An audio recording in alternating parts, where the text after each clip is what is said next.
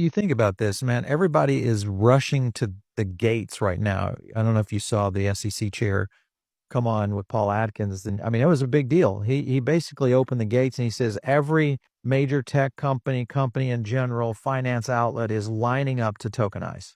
So if they're all lining up to tokenize, and then you think about Project Ion, connect the dots for me there. So Project Ion was finalized in August of 22, which was a partnership between R3 and the DTCC.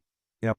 And it's running in parallel with the back end of the stock market that would provide instant settlement between the clearinghouses and the brokers. So many Right. people might be familiar with GameStop or AMC. Exactly. Yeah. When that happened, they actually oversold the stock by like 39% and had to, lock trading and pull stock back from people. People were very upset. So there's T+2, I think, at the time between the clearinghouses and the brokers. They've since moved to T+1, made, 28 last year and 24. And they had the option to settle real time via digital asset when they pushed that update.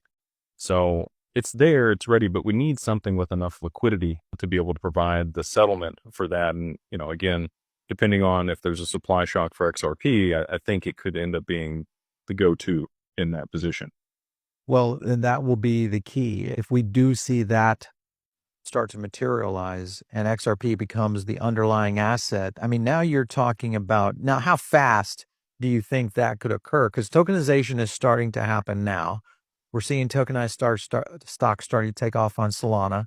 Explain how quickly that could go into effect. You don't even need tokenized stocks for the implementation of settlement between the clearinghouses and the brokers. You could actually tokenize the stocks on a completely separate network. The value between the settlement and clearing between those two counterparties would just be facilitated on the XRPL. So would that be more of like a bridge of some sort or no? Mhm. Yeah. Okay.